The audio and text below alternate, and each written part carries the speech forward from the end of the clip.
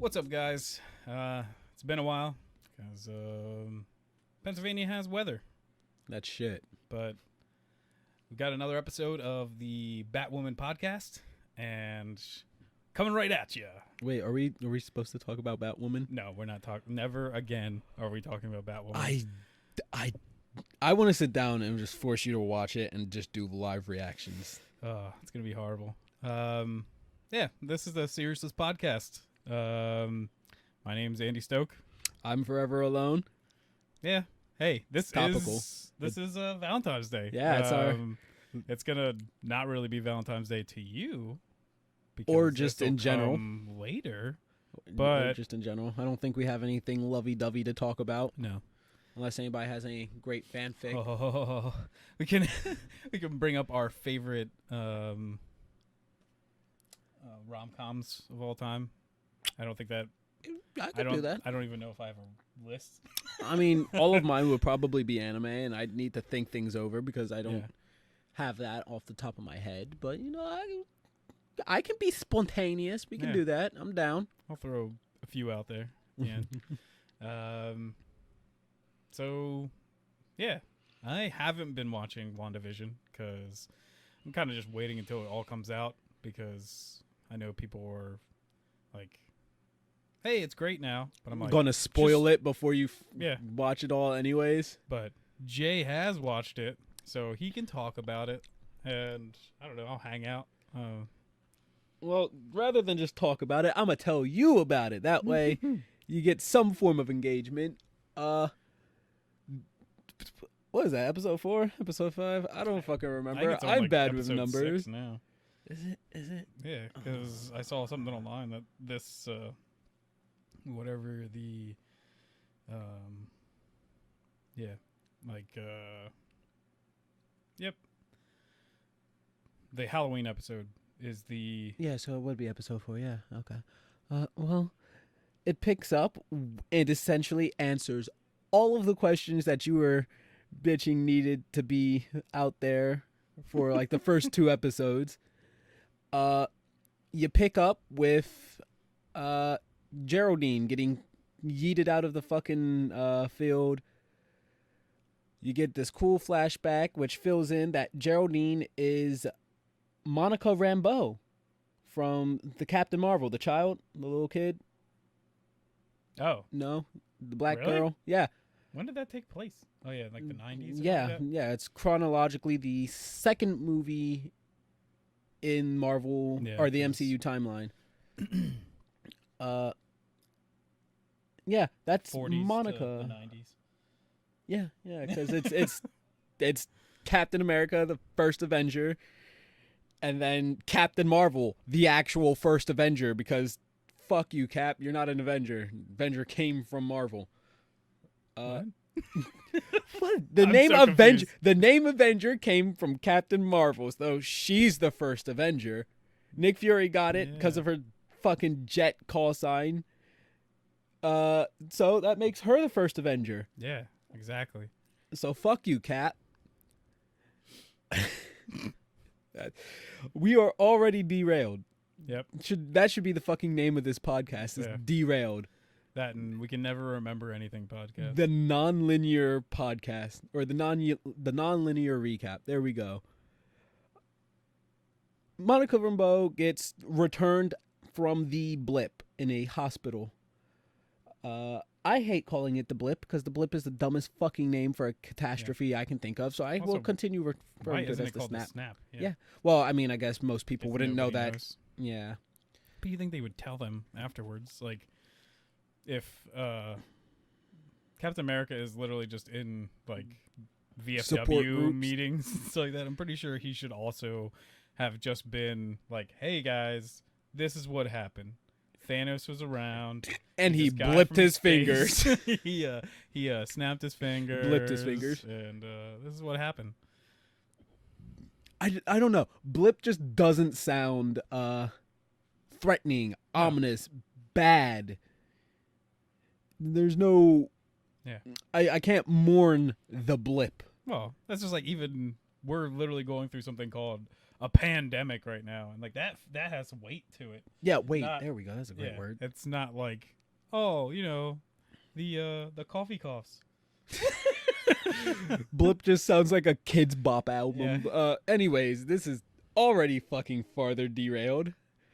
Monica Rambeau is in a hospital. She runs around as everybody else is reconstituted into reality, and it's utter mayhem, pandemonium. We find out that she was in the hospital with her mother post surgery, and her mother should be doing well. But Maria Rambeau has actually died 2 years ago. So 3 years after the snap occurred. Yeah. Due to cancer, which I find a fun nod because in the comics, Marie Rambeau was also Captain Marvel or Miss Marvel. It was one she donned one of the titles for a period. Probably Miss Marvel, I think. Well, because I know Carol Danvers was Miss Marvel, and then they turned her to Captain Marvel. I don't know why, but whatever. Wow. But the original Captain Marvel, the one with a penis, so he doesn't count. He actually died of cancer, so I thought that was a nice little Easter egg or touch. To have her die from it. Came back again during which is actually probably my favorite version of Captain Marvel. Was actually when he comes back during the. Is it the Annihilation Wave? Scroll, yeah.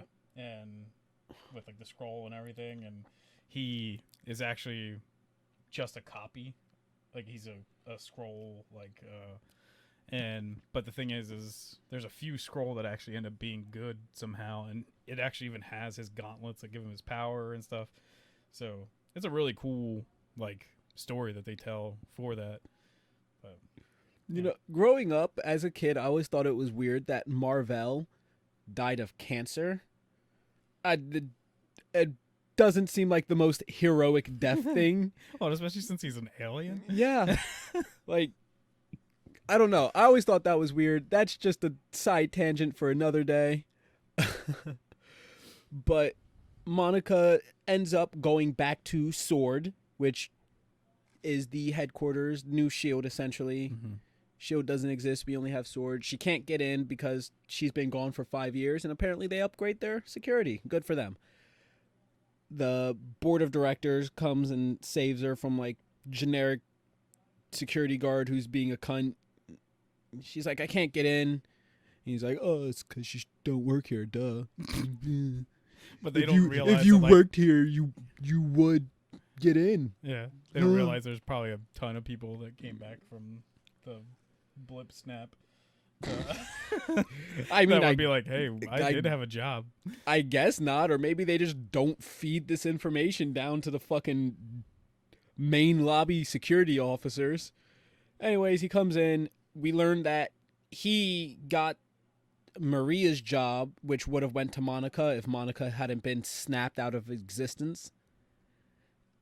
And per Maria's wish, Monica is grounded. She's not going up into space at all. And so she gets tasked with the missing persons thing, which is just Westview. She goes there and she meets up with my motherfucking man, Jimmy motherfucking Woo, Woo, Woo. The Asian cop from Ant-Man and the Wasp. Yeah. Jimmy Woo, who is perfect. And I love that man.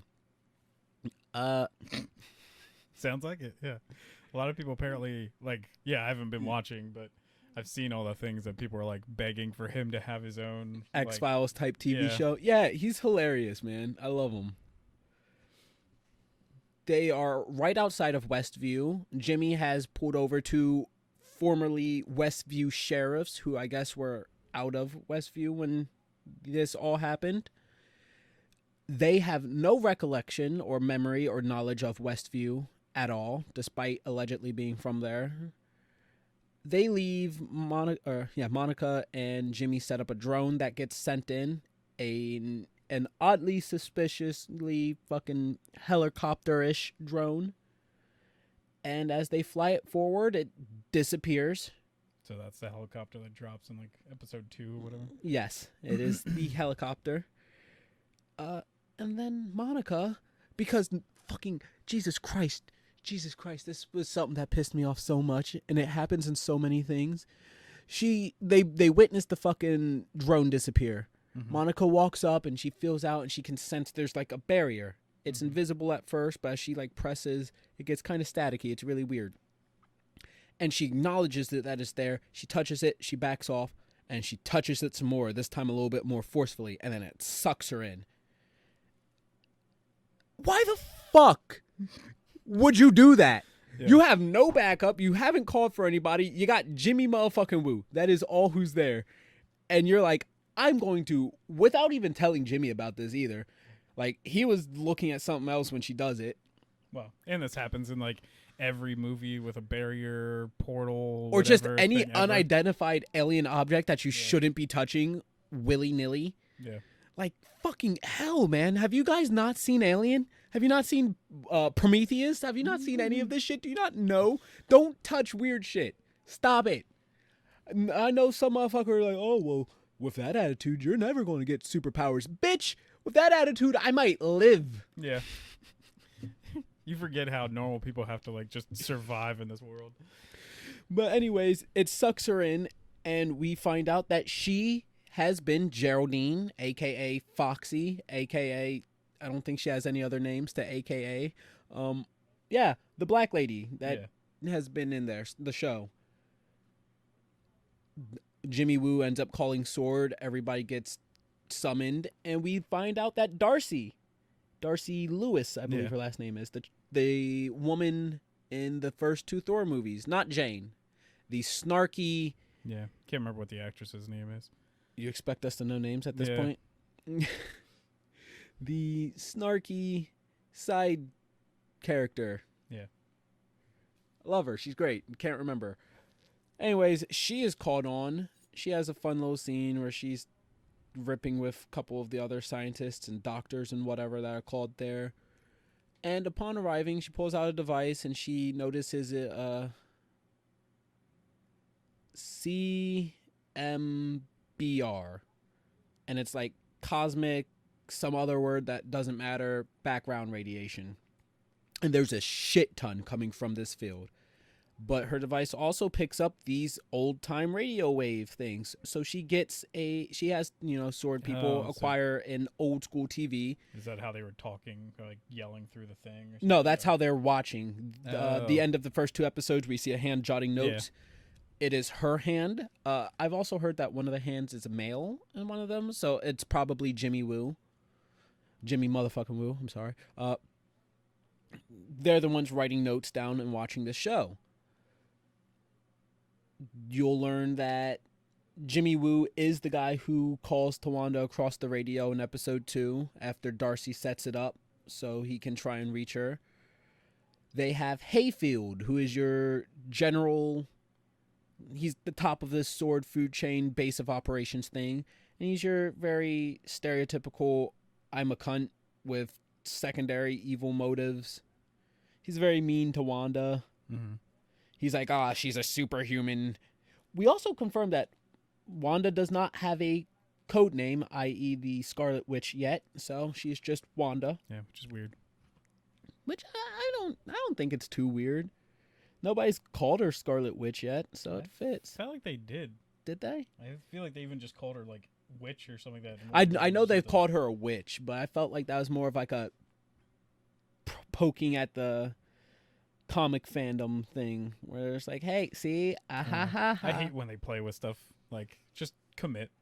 Like, it's just annoying.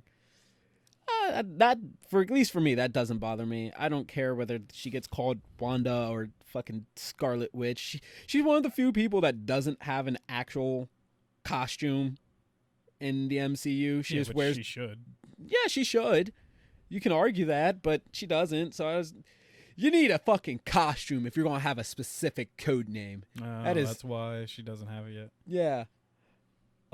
Should just get it, I guess, in this series. Jimmy Woo stands up for Wanda after Hayfield's like, or Jimmy motherfucking Woo stands up for Wanda after Hayfield is like, she's a superhuman. She's a threat. She fought against the Avengers originally. Yada yada. Monica Rambeau gets bit out of the fucking the hex is what they're calling it, which I also think is a fun nod to Wanda from the comics, since her powers are called hexes, or Darcy coins the name after the invisible field's hexagonal shape, which apparently Westview is a hexagon now, or at least in this show. Sweet. And more so just trying to think of like the actual mysteries that get answered or solved here rather than anything else. They find a way through the sewers, and they send in a guy who's in a radiational hazmat suit. Oh, is that like beekeeper? Yes, he is the beekeeper.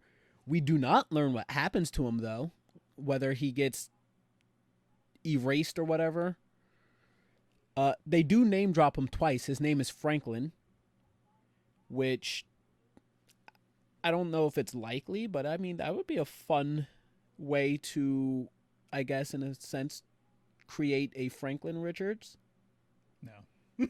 That would make me pretty angry if that was I would be angry just from fact that he is already an adult.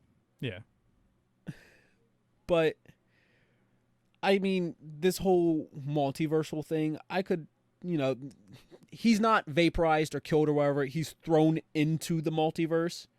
So, like, say everything blows over peacefully and they're like, Wanda, you got to fix everything. Somebody's like, Franklin, you threw him into the multiverse. And as she tries to bring him out, she brings like 616 Franklin, or the actual Franklin Richards, out, which causes other shit for the different things. Than like anybody in the MCU. Yeah, but you could say like, oh, he's a kid, he doesn't know his powers just yet. And that could open up things. That could even lead into like the multiverse of madness stuff. Is his powers awakening? Maybe. I don't know. I'm just throwing shit in the dark. I've only watched every episode like once so far. I want to wait till everything's out before I rewatch everything and actually sit down, look at acting, fucking cinematography, plot, all that deeper shit. But right now I'm just spitballing crack theories as I pass them. I don't even have notes for this these episodes. Monica Rambeau gets bit out. She undergoes radiation testing. She's also, again, I want to like Monica. She's really chill, but there are small times where I'm just like, why the fuck would you do this?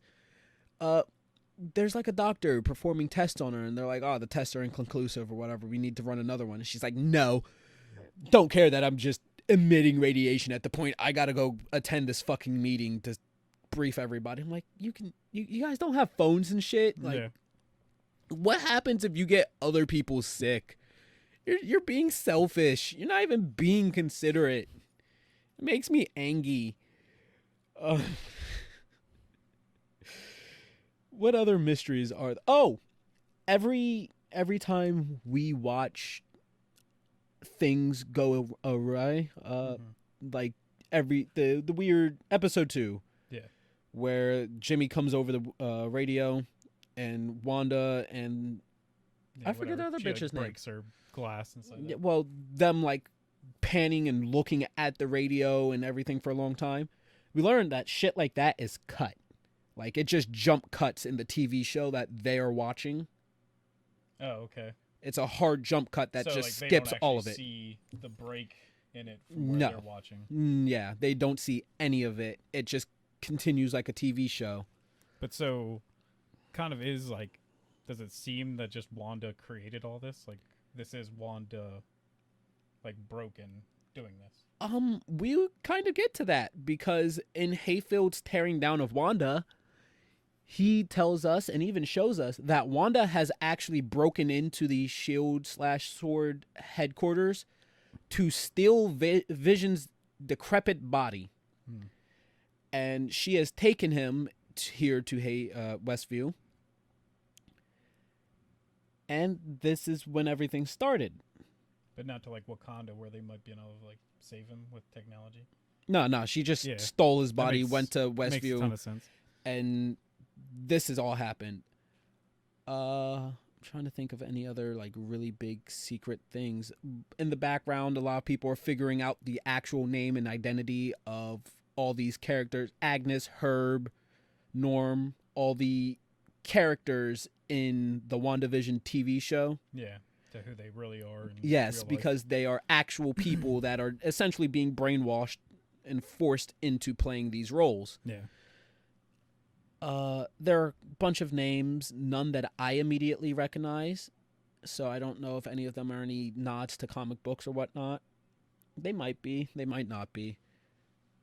I feel like there was something important that I can't remember from that scene, but oh well. I feel like this whole thing could have been even also like really cool if it wasn't WandaVision, but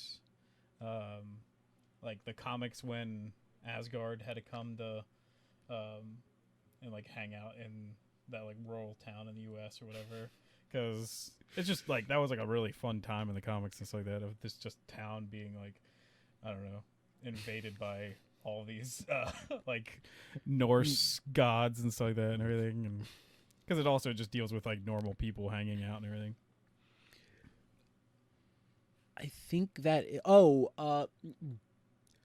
Geraldine, or why do I keep calling her that? Veronica. God damn. Monica? Yeah, that's her name. I don't know, Veronica. That's what I'm gonna name my daughter. Moronica. She'd love you for that. She won't know me. I'm black. Oh dear God. I did. Yeah, I guess I made that joke before once on this podcast, so it only makes sense that you should be able to. Of course, I should be able to. It's not racist when I say it. I forget what it was. What were we talking about when that happened? Who fucking knows, man? Anyways, Monica. Oh, it was Batwoman because of her saying Lord. that like. Oh, her yeah, mom died, yeah. her dad died some other way or something, and I was like, sure he did. See what gold comes out of Batwoman? Yeah. We have to watch it. We have to finish it, Andy. No. Come on, never. I will watch it with you. I will suffer. I will be surprised if that gets a whole season. I will suffer with you. It's topical. It'll draw in views. It'll grow the channel. I'm sure it will. Mm-hmm. We won't get somebody angrily commenting that we're wrong about it like we did with Star Wars. Hey, yeah. To that guy, you can thank you. You can read me some of his comments like our first later. Comment. If you're still watching this, just actually thank you. Yeah, you're great. You. Like support us. Buy my merch. I just found out recently because I don't, I guess, spend that much time on our channel. Which Neither do I. I should. But yeah, thanks for commenting. I know you're mad at some of our opinions, but yeah, that's what it is.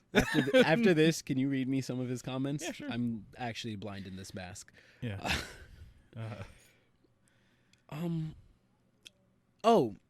Monica takes Jimmy Woo's gun and shoots her old clothes, her foxy Geraldine clothes that she was kicked out in.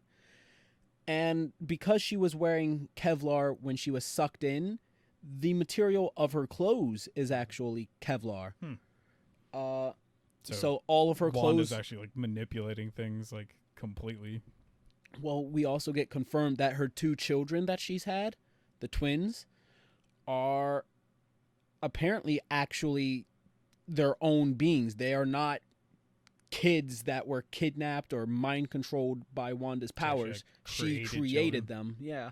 Which I think is kind of what happens in the comics, because it's not like Vision can actually have children. He's a robot. Bro, he has cummies. He can have fucking kids. God, I hate myself for saying cummies just now. Oh. It wasn't as funny as I thought it would be. It was. It pains me. This is why I don't deserve to be recorded. Like a sneak peek thing or whatever of like the Halloween episode or whatever, and it looked like someone was running super fast. Or is that just her having like flashbacks about her brother or something? We will get to that. That's a fun episode. Well, let's get there. Come on. It's going too slow. Well, anyways, the second episode after that, we dive back into the fictional WandaVision TV show. Mm-hmm. The kids have a dog. Well, they found a stray dog. They're trying to clean it and make it presentable so they can prove that we're ready for a pet. Wanda's very shocked by it. Vision comes down. Agnes barges in like she always does. Oh, is Agnes anything special? I've already fucked up. God, I'm a horrible host. This isn't how the episode opens. The episode opens with Wanda and Vision stressing out because the babies are crying. Oh. And they can't, stop these babies from crying. Agnes barges in the same way she does always. Yeah. And she's just exited the gym or her aerobics workout or whatever. Mm-hmm. And she's like, "Oh, let me, take care of the babies. I'll put them to sleep." And Vision That doesn't sound good. Vision being the worrywart that he is, realizes that Agnes saying, "Let me put them to sleep," doesn't sound good. And he goes off on tangent. He's like, "Have you washed your hands? Are you clean? Are you sterile? You have to make sure to support them by the back of the head." Yada yada. And she's like, "Oh no." He's like, "Wait, you have to wait." And Agnes just freezes. She stops and she looks at Wanda and she's just like, "What do you want me to do? Should I just take it from the top? Should we start again?" And it's very much like a TV show. Yeah. Like Wanda's the director. Wanda plays it off and Agnes goes to tend to the babies as Vision pulls Wanda aside to ask what all of that was about. Wanda continues playing on. She's like, "I don't know what you're talking about. She seems fine to me. I think you're just stressing too much." Their argument is cut short by the sound of silence, as it seems Agnes may have actually succeeded in her endeavors, and when they go to look at the cribs, both babies are gone. Dun dun dun. They're just about to panic and freak out when one of their kids calls from them. They turn around and the kids have aged up to maybe like 5 or 6. I don't know. I'm bad with children. I don't like children. I hate kids, so I'm bad with ages. Or how I think it was like who was it? Crystalia or something, that at one point he's just like, "I don't know, I'm not a pedophile, so I don't know what kids' ages are." Well, you know what? There is a bright side to my hatred of kids. I can't be a pedophile. Can't be a pedophile. They're like maybe 5 or fucking 6. I don't know. Yeah. But They're age of children. they've aged up. Yeah. They are the legal age of children. Yeah. And the next day starts with them trying to clean up a dog so they can prove that they have pets. Agnes barges in. This is how young the kids are.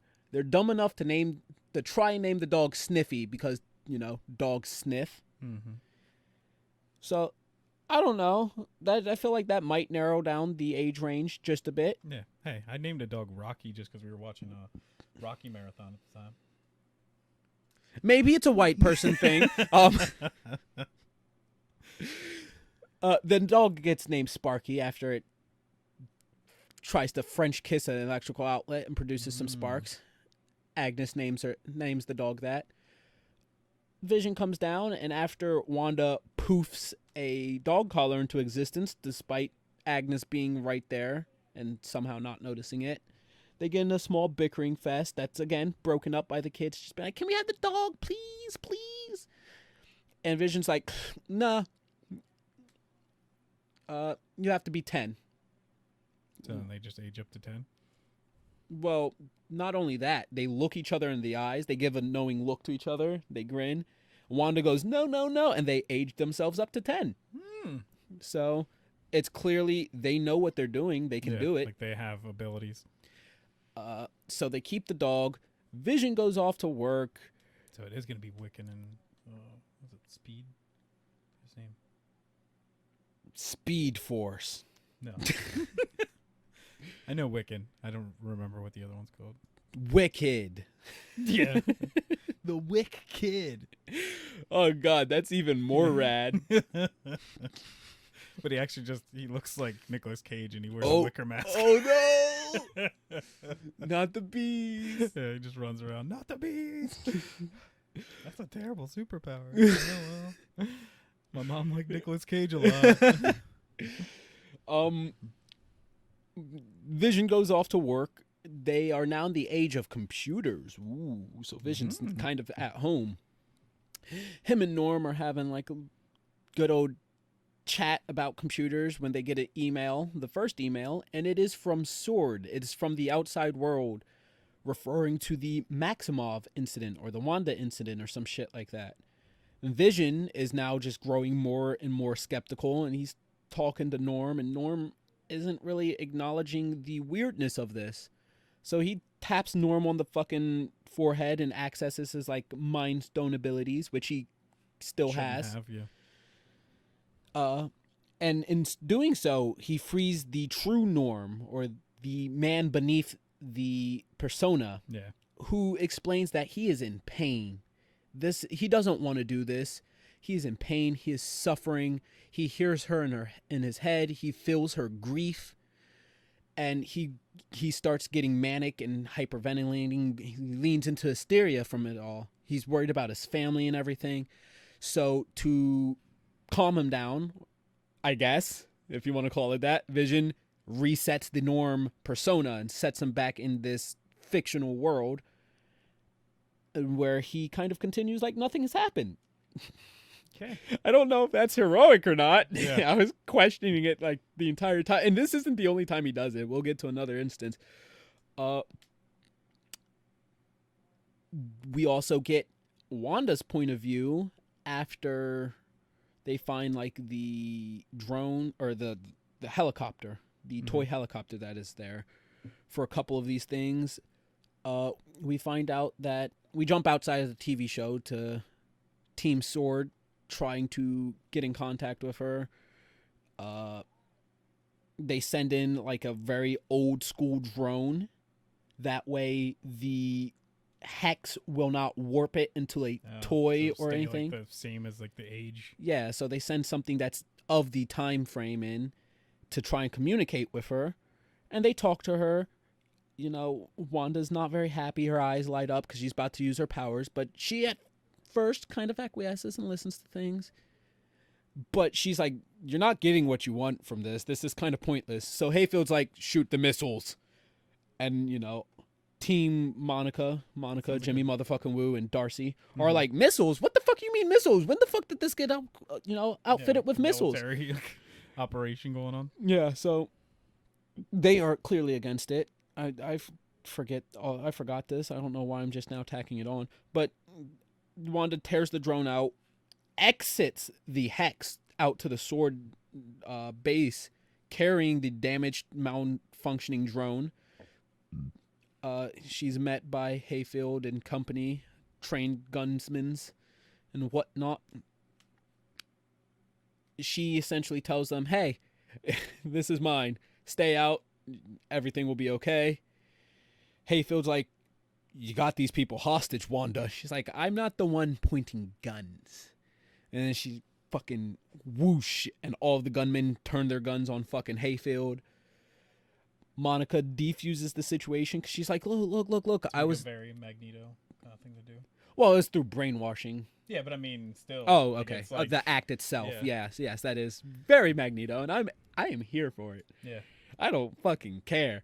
But Monica diffuses the situation because she's like, deep down, you know, I'm a good person that's just trying to help, and that I must not have known about this stuff. And she didn't because, you know, you trusted me to help deliver your babies. You kept me in your fake simulation thing. So, you know, I'm just here trying to help. I'm trying to give you what you want. And she's like, I have what I want. Stay out. And she returns to her hex. And one of my other theories that it actually have an accent outside of the hex. I just sometimes remember that she's Sokovian or Russian or whatever. To have an accent, but it's just we'll get to that. Anyways, she returns, but before doing so, she kills another theory I had because I was like, maybe it's not Wanda, because at first the hex was invisible and then it had like a bluish tint, whereas Wanda's magic always is red. Yeah. But she like walks up to the hex and she's like, and then the entire hex just turns red, like the field. Yeah, it turns red. So it clearly is Wanda through and through. Yeah, I don't know why it wasn't red to begin with, but whatever. I hope they explain that. She re-enters, yada yada. Anyways, back to the episode. Sparky gets out. Wanda and the kids go searching for him. They find Sparky, or Agnes finds Sparky dead after it ate some of her flowers in the garden. And the kids are like, Wanda, bring her back. Bring her back, Wanda.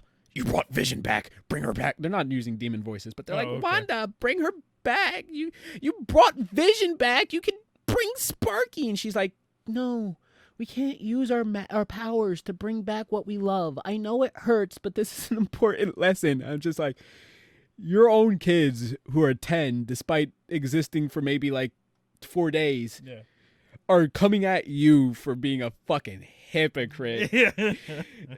Like, it is solidly acknowledged. The show's not letting her get away with it, but I still find it hilarious. Anyways, Vision comes up and he's like, bring who back? What are you guys talking about? And they're like, Sparky's dad. And Vision's like, well, let me be a dad real quick. And he's like, oh, well, it sucks, doesn't it, son? That's life. Death is a thing. Things die. I don't. I'm a robot. Nobody's like, oh, Vision, you're dead. So he's like, oh, things die. It's kind of the natural thing of life. I'm going to put it in a very scientific and therefore somewhat unfeeling manner. Anyways, they get home, and Wanda and Vision get into an actual spat, argument-wise, not fucking fisticuffs or nothing, but they are arguing because Vision has now found out about Wanda's deeds. He doesn't know the full extent of things, but he's trying to press her for answers, and she is not having it. During the argument, she looks at Vision to see his corpse, the actual Vision as he exists at this moment. He's gray. He's lost all color. He's very dull. His fucking forehead's pushed in from when Thanos pinched the gem out of his hand with his meaty ass sausage fingers. And she gets startled by it, but she looks back at him and he's A-okay. They get in an argument though, very heated, to the point where both of them start levitating. They do their fucking floaty. But they eventually, their emotions defuse things, and they're still arguing, but they're doing it in a less I'm about to deck you in the throat manner, and more so, I guess, like a normal married couple. I'm hesitant to say that because I know a lot of married couples that argue and that more I'm gonna deck you in the throat manner. Yeah. But there's a knock at the door that makes Vision's like, you can't just use your magic to summon a distraction. That's not how this works. And Wanda's like, I'm not doing this. He's like, yes, you are. She's like, I'm not doing it. Knock, knock, knock. They fall silent. They look as the knocking continues, and Wanda, very reluctantly, kind of scoots over to the door and open it, and guess who it is? Other than Pietro Maximoff. But I know what you're saying. Pietro, that explains the blur thingy I saw. It's not Pietro from the Avengers. It's the X-Men Pietro. From fucking like First Class and all that. What? Yeah. Really? It's him. It's that Pietro. It's that one. So, are you messing with me? No, I'm dead ass. And is he actually Pietro? Yes, they open the door and she's like, what, long lost brother can't get some love? And the episode ends with Darcy going, did she recast Pietro? So even they are acknowledging that this is not the same Pietro. Wow. Yeah. So I wonder if they're just fully... Yeah, interested now, bitch? No, actually, I'm kind of really angry because if there are like admitting kind of that they're just going to bring people over from the X-Men movies to here, I'm going to be pissed because I think all those people suck at acting. Like, I don't like the kid that plays Quicksilver in the X-Men movies. So I'm perfectly fine with him. I think the movie horrible. I think the movies failed him, like from my perspective. He's been playing the same act, like the same character ever since like the Disney movies he's been in. I don't know what Disney movies he's been on outside in like of Marvel. A bunch of Disney movies back in the day when I was a kid, and then I didn't watch any of them, so I'm fine. I think the only role he kind of like differed was when he was in American Horror Story. But is he that guy from American Horror Story? Yeah. Wow, I didn't watch that. Well, I started because everybody told me to, but I was like, this fucking sucks. This is boring. The first season is probably the only one I actually like. I didn't care for it. I didn't care for any of it. I should have recognized it was him, though. Yeah, that kind of annoys me, actually. Like, I thought you were messing with me. No, you know it's how much I hate X-Men movies. It's actually Pietro from the X-Men movies. All right, so she's, like, maybe even already breaking the multiverse? Yeah. Yeah. And this episode, the Halloween Spooktacular, it's aged up, and the kids are essentially just Zach and Cody from Sweet Life of Zach and Cody. Yeah. Yeah. One of them's like, that age. well, Whatever that age is. well, no, I mean personality wise. One's like, oh yeah, I'm the cooler, more rad twin brother, and the other one's like, I'm kind of the more dorky one. Yeah. So it is like they're Zach and Cody. Speed and Wiccan, because Wiccan's like the nerdier one. Yeah, it's exactly that. But I feel like Sweet Life of Zach and Cody is more known than Wiccan and the character we can't remember. Yeah. Which is clearly shown because we can't remember it. Speedball. Yeah, he's named after a drug. But like, there's a scene where he's like, "Oh, you're a Dorkosaurus Rex," and he's like, "That's not a real dinosaur." So like, clearly it's Zach and Cody. Pietro has been crashing with them for a while. Wiccan is actually doing like that. Wiccan and Speed. Did you just look it up? Yep. Yeah, told you it was Speedball. Wiccan. Oh my gosh, and they even dress up like Wiccan and Speed in the show. Kinda like their discount Halloween costumes. Yeah. Yeah. That's pretty cool. Wiccan, he has that power of I stop, I look to the camera, and I address things that are going on that a lot of sitcom things had back then. So he does that a couple times throughout the episode, which curious. The kids seem to know that they are in some sort of false reality or TV show or whatever. They don't address it too much, but whatever.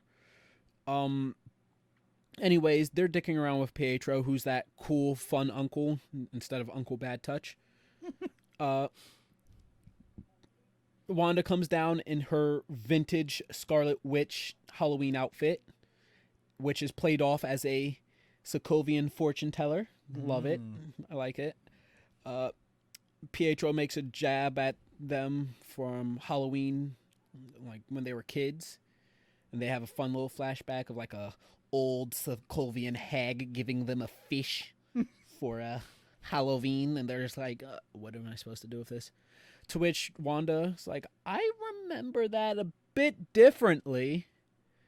So they definitely have some sort of difference between the Pietros, which despite would make them sense for like multiverse-ness or whatever. But it is weird because they do have some connection still. Well, which would make kind of sense for. Well, some you can be pretty close in some of these multiverse kind of things. Yeah, I know, but some of them I'm still like confused to everything, because I don't think we really meet Wanda in any of the. I don't think she gets like name dropped or anything, right? In any of the X-Men movies. No. So, like, I'm a bit curious more so to that, like everything. I'm sure they'll flesh it out eventually, but I am still a bit confused. Vision comes down in his vintage Vision costume, which nobody really seems to know what it is. They keep making a bunch of jokes about him being like a booger and other dumb shit, a traffic light. Vision is like, I cannot go trick-or-treating with you guys because I'm going to be with the neighborhood watch, preventing hooligans that might TP houses and things like that. To which Pietro steps in and he's like, oh, that's fine, I'll take care of things. And I'm like, you guys could just switch. Vision could father his fucking kids instead of acting like a black guy, and fucking Pietro Goku could and Piccolo. That's a less racist one. We'll use that. Yeah. And Pietro can just be the neighborhood watch guy. Yeah. But no, whatever. Vision sets off for his neighborhood watching, while the kids, Pietro and the Maximoffs, there we go, we'll just say that. The Maximoffs go out trick-or-treating. Pietro doesn't have a costume, so he zips off with one of them, Speedball, and they come back, and he is dressed in, like, very vintage. Yeah, Quicksilver. Yeah, he has some fucking jorts. I fucking hated those. His hair's fucking whiffed up in, like, the weird side spiky, fucking things, which I It was hideous, but I loved it Yeah. because that's grand. That's fucking peak Quicksilver right there. They go out trick or treating. Quicksilver essentially runs off with all the kids as well, the two twins, and they're hitting every house. They're stealing candies. They're smashing pumpkins. They're covering everybody in silly string. And there's a fun little bit as Wanda's like talking to Herb, who's also on the neighborhood watch for anybody that may have forgotten. And she's like, "Oh, how's Vision doing out there?" And Herb's like, "Vision's not on duty tonight. What do you mean?" "Hold on, Wanda. I'm getting word that somebody or everybody's candy has just disappeared." And then they'd show like Quicksilver and company racing through everybody, stealing everything. "And now pumpkins are all destroyed." And they'd show Quicksilver smashing everything. "And now everybody's covered in silly string." And Quicksilver running around going to everybody. It was cute. It was fun. The entire time, Wanda's just more and more like, It was fun. Back outside of the TV show, Monica and company essentially butt heads with Hayfield again. And Hayfield's just like, "You're off my operation. Fuck you. Escort them out." They get escorted out, and while they are, Jimmy motherfucking Woo turns around and just fucking pop, pop, pop, knocks out one of the guards. Monica jumps in and beats up some of the other ones, and they take them all out. And I know this is Jimmy motherfucking Woo, but my God, like, these people are in a sword base of operation. They're like fucking guards 20, 30 feet away, just minding their own business. And again, they're not looking, but I'm just like, damn. Using video game logic. Yeah, this is one of those things where it's like, you don't hear these guards just be like, bodies getting slumped and shit. People fucking clap, clap.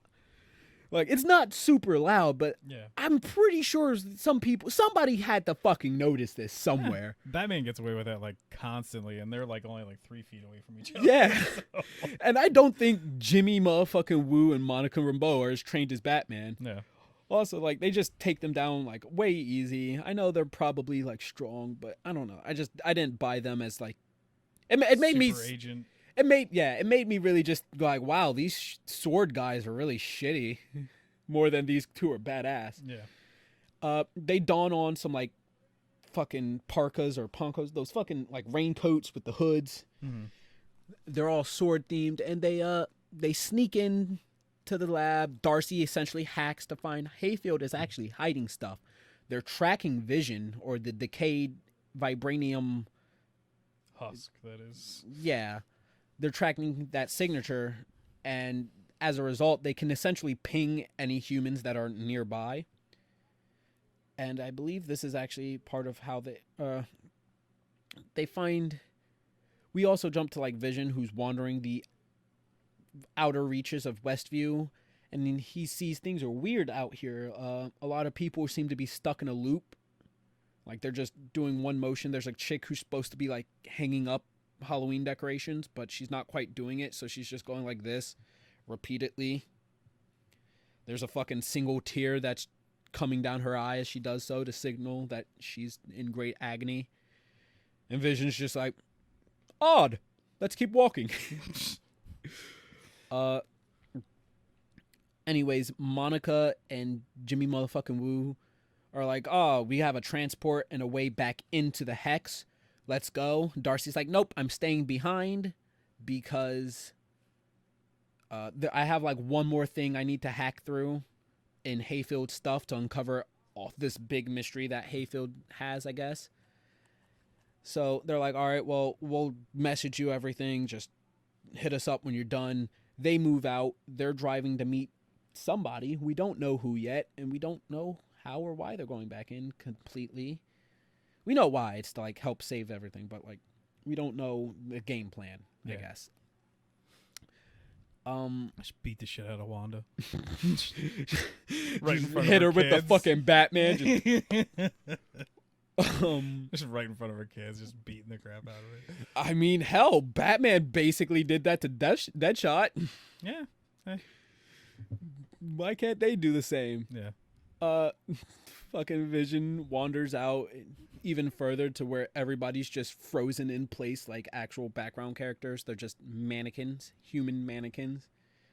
He's like trying to talk to one, and she's entirely unresponsive. And he's like, all right, this has gotten weird enough where I can phase myself into actual Vision rather than this cartoony costume and fly into the sky to get a greater surveillance when he only stops and lands in front of a car that's at the edge of Ellis Street. He finds out that it is Agnes in this car. And he has a interesting talk with her. She's like frozen in place, staring straight ahead, but she can still talk for some reason. Vision does his little free the actual person within, and we get another interesting thing as she's like, "You're Vision. You're one of the Avengers," and he's like, "What's an Avenger?" So Vision does not remember his time as an Avenger, clearly, or the team or any of it. And then Agnes starts flipping out. She's like, "Oh my God, am I dead?" He's like, "Why would you think that?" She's like, "Because you're dead." He's like, "Excuse me, what?" She's like, "You're dead. Dead. Dad. Dad." He's like, "Oh, I'm not quite sure what you mean by that." And she throws herself in the same manic fit, hers manifesting in the form of like just manic laughter that Norm kind of went into.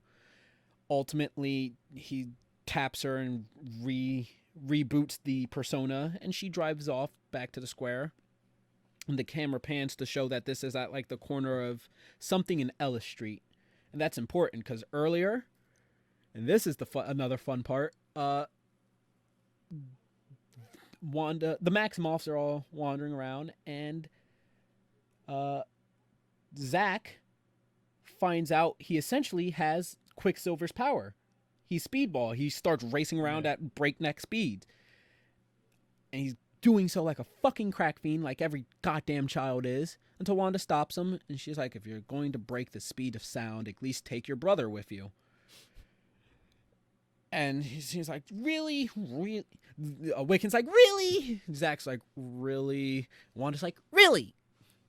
I'm just sitting here thinking of R-Truth going, "Riley." No, that wasn't R-Truth. That was Christian. Shit. Fuck. Dick. Cunt. Anyways, back on topic. So she mentions don't go past Ellis Street. And they're like, "We know, Mom." And they race off having fun. So apparently Ellis is it is the final street before the border of her hex. Vision, curious, then turns and walks until he finds the actual barrier itself and begins pushing through it. The proximity alarms go off and everybody rushes to the site to see Vision walking through with a thin membrane of this layer still coating him and keeping him as actual alive Vision rather than, I guess, letting him return to dull carcass Vision. But as he's truly, genuinely struggling with all his might, trying to push through this layer, this barricade, and the further he does, his body starts to like disintegrate, crumble, and fall back into Westview. And he's pushing farther and farther, and Hayfield is not willing to help him or do anything for some reason. Darcy runs out, blowing her cover. She's like, "Help him, damn it!" They handcuff her to the front of a Humvee because they're like, "Oh, she's truly a threat."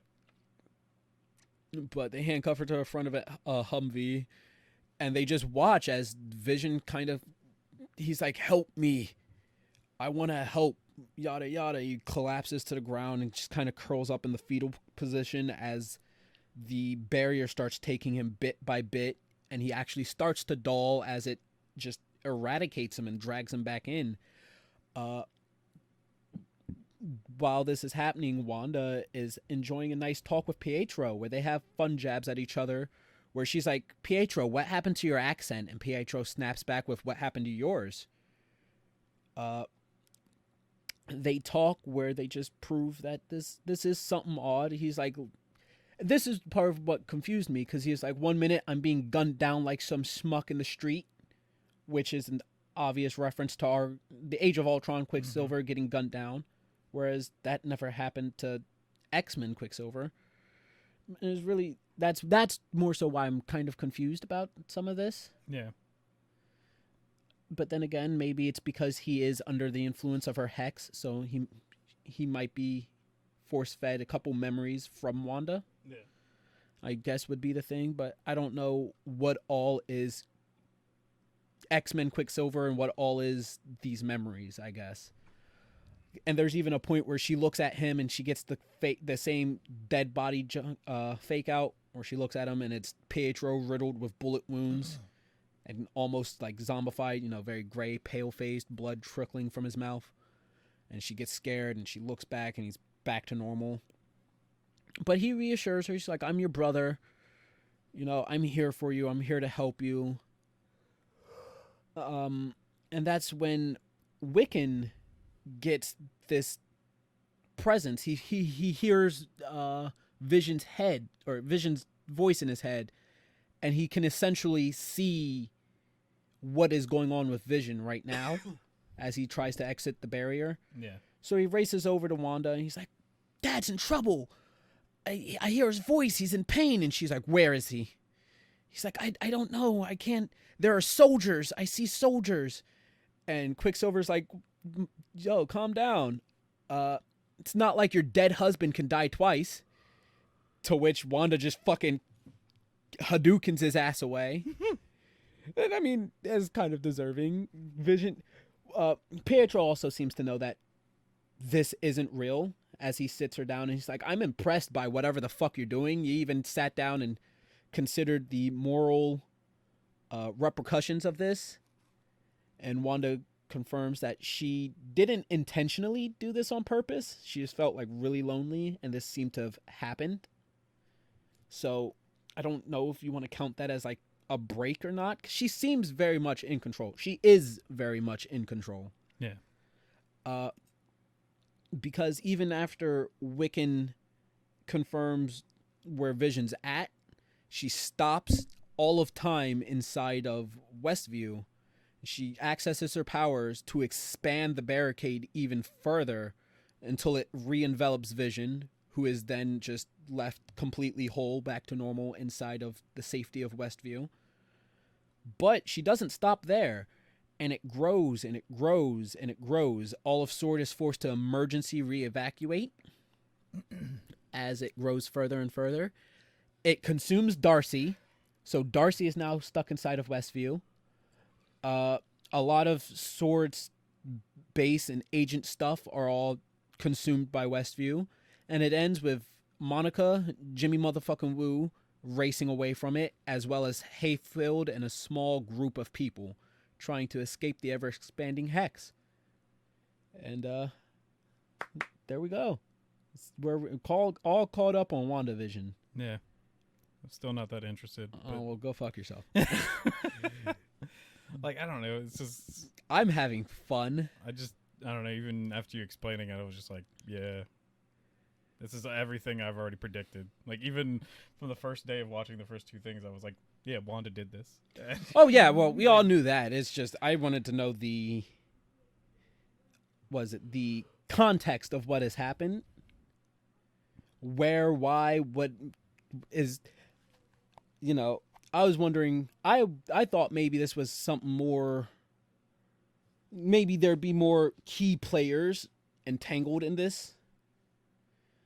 Like, I don't know, Captain America, maybe other bigger names might have been. I don't know why I said Captain America. That's the first one that came to mind. Old man Steve Rogers, I wasn't expecting. But more big name, mainline characters would be stuck in this. Yeah, like if S.W.O.R.D. called in, like, Thor or something. Yeah, well, not Thor, because I knew he was in space. But I mean, unless like, this was something that happened in space, because this is S.W.O.R.D. and S.W.O.R.D. does deal with space-based stuff. But so it could always be a possibility. Apparently, I don't know, I've seen like another hypothetical thing online, and apparently I think it's Darcy or something says that she knows a like space engineer or something like that works on like this cosmic stuff. Yeah, there's a throwaway line for that. And a lot of people think it's Reed Richards. I questioned that at first as well. So especially with like they're saying about this being like cosmic radiation. Yeah. Make a lot of sense if it's the Fantastic Four. And so people are also like, if you like announce Reed Richards somehow through this, and it's not John Krasinski, we're all gonna be pissed. But whatever. You know what? That would be see, like, at least Reed Richards, because he's still like John Krasinski would be a great Reed Richards. I haven't thought of that. And apparently, he's been in talks with Marvel, so people don't know who he might play eventually, but he's already been in talks. He's just going to play the Thing. Yeah, but he's going to play Puck from Alpha Flight. But it's like, especially like seeing, I guess, Reed Richards before they have the cosmic thing happen to them. Like, if he's not actually, like, Mr. Fantastic yet, but he just comes there to, like, give them advice or whatever, or build something to take her down or something like that. Be kind of cool. They did drop a hint that I did question if that was supposed to be Reed. I completely forgot about it because that's the only I didn't make notes. I've heard about, and all 4 of our viewers should know my memory is shot to all hell. Hence my non-coherent reviews. Yeah. Or breakdowns or whatever the fuck we're calling them. It's a breakity breakdown because you didn't review anything. Oh, yeah. Well, not for this, but, you know, we had the Star Wars ones. That was a review, right? Yeah. Well, I guess we still said how much we disliked it. I mean, I guess that would also be a breakdown. But anyways, speaking of Star Wars, pull them up. Perfect segue into our one and only commenting fan. We love you. This isn't even sarcasm. Yeah. This isn't to like rip on you or anything negative. Yeah. I genuinely actually just want to know what he said. Maybe we can open it. I'm not bringing it up now. Well, still, it's not happening. Be fun to open up maybe some discourse. Interact with people, even if I don't know if he'd be considered our fan or not. But. Sure. I will I know a few things he said about, because he said basically one of the things was, didn't you watch Mandalorian? Lightsabers can't cut Beskar, but because he's also sticking to new canon, not Legends. But I'd say that they keep hinting at the Great War between the Mandalorians and the Jedi, which was Revan. And believe me, Revan killed thousands of Mandalorians with a lightsaber. So that definitely happens quite a bit. They even in the books and stuff from the Legend stuff, it's kind of cool because they talk about that it feels harder to cut through Beskar, it's tough, or since Revan is so good at fighting Mandalorians, he actually finds the joints of the armor where it's weaker, or their armpit and stuff, and just rams his lightsaber up through there and stuff. And so you can cut through Beskar. It's not easy, but it's definitely possible. Wait, what was that comment to then? I'm assuming this was on a Mandalorian thing, right? I think when we talked about Mandalorian. Okay. And then one of the other things was that, because I bring up all the time that Luke is the chosen one. It's not Anakin, which that also takes reading other stuff, because a big point to there's even new canon books that prove this, is that Qui-Gon Jinn was kind of obsessed with the Jedi of the past that could see the future and wrote down all these things and wrote down all these things about a chosen one and stuff like that. And because of his obsession, he counted Anakin as the wrong choice. And basically even down to the sequels being the prequels being that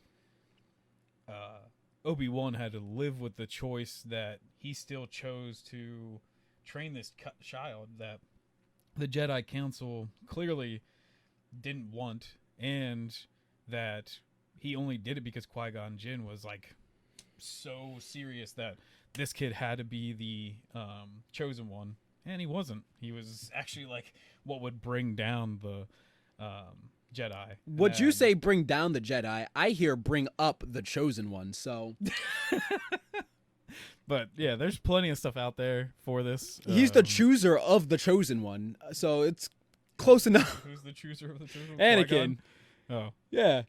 Because he chose to have bang, Padme with no space rubber, so he had Luke. Boom. He's the chooser of the chosen one.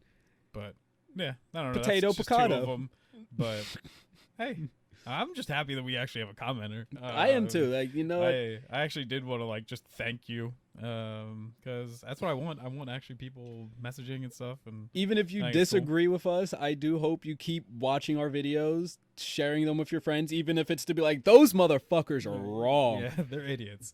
I mean, that one's true. The wrong Yeah. one, I'm never wrong. That's just Yeah. an objective fact.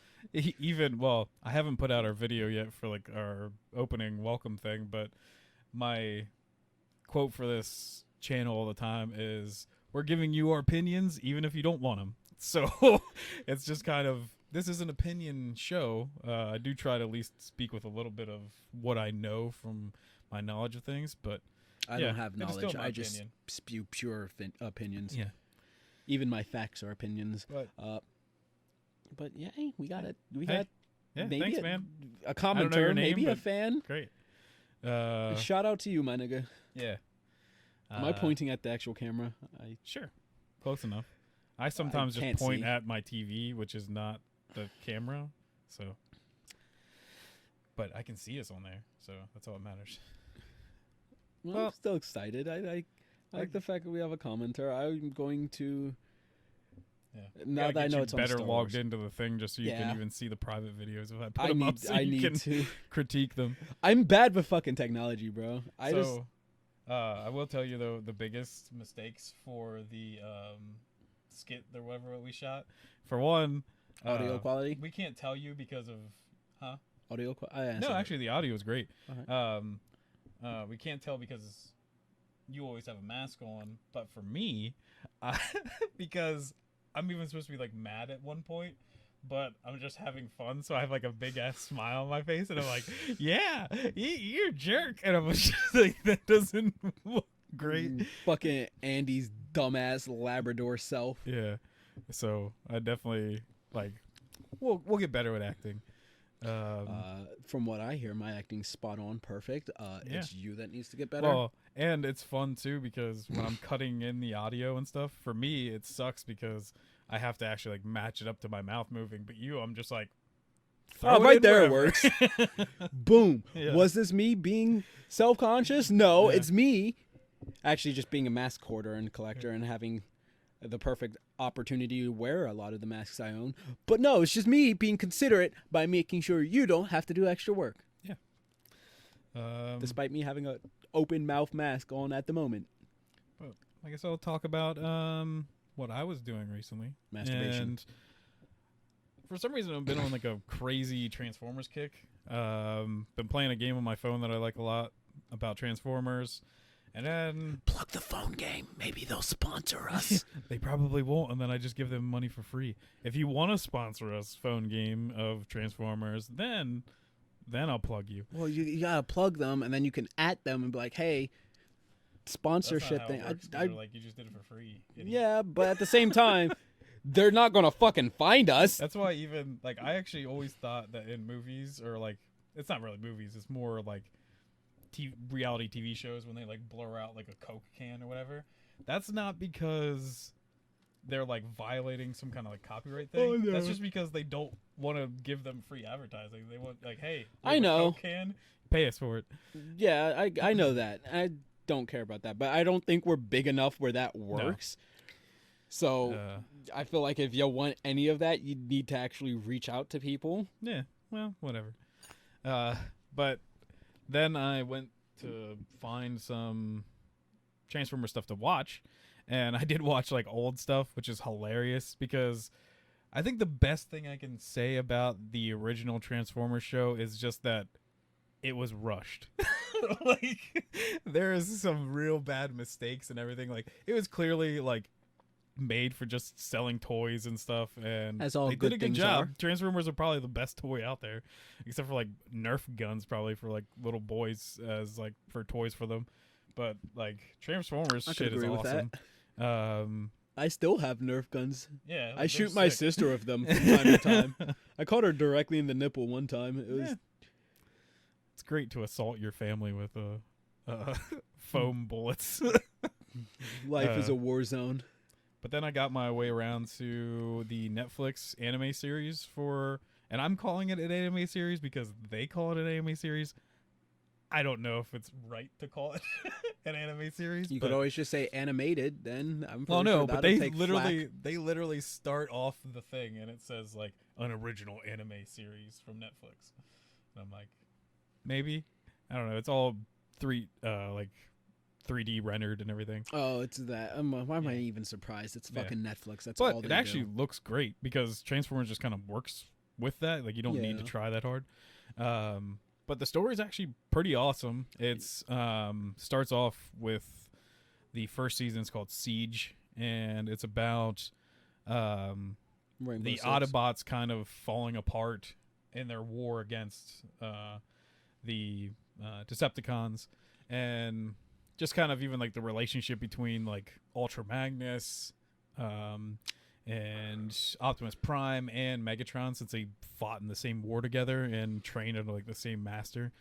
And it builds really well, and then it's even down to Optimus Prime making like the ultimate decision to take the Allspark and throw it through a portal, which is basically going to start the fall of Cybertron. And that's Optimus's only way he thinks of stopping it, even though in the second season he quickly is like, yeah, that was probably wrong. Like I doomed our whole entire like planet to be destroyed. But hey, because Megatron wanted it so that if they used it, they could actually just wipe out all of the Autobots and just make them Decepticons. And so he was like, this is the only way I can save our like race on this planet. But now just to kill the planet. Yeah, but, sounds legit. But then in the second season, it is the like most of the Autobots with Optimus Prime have gone out into space, and they're gonna try and find the Allspark. And it's kind of like you get a lot of like cool extra like lore and everything with it, and it's really cool to me too that they're trying to tie in almost all the other Transformers like lore and like even the other series and everything. So even like the very end of that's actually one of the reasons I wanted to get into it is Beast Wars was big when I was a kid. Like most of my childhood is in the 90s and loved Beast Wars, and I was told that the third season that's coming is going to be Beast Wars, that basically the Autobots and the Decepticons have made it to Earth, but it's not like what you might think is where there's cars and it's like the 80s, but it's actually back to the primal stuff. So the last thing you see in the second season is Dinobot. Like you see a dinosaur running, and then he like looks up, and then his like eyes change, and he's like zooming in to look at the ships like coming into Earth's atmosphere, and I'm like, this is pretty sick. I'm pretty happy. Like this is gonna be awesome.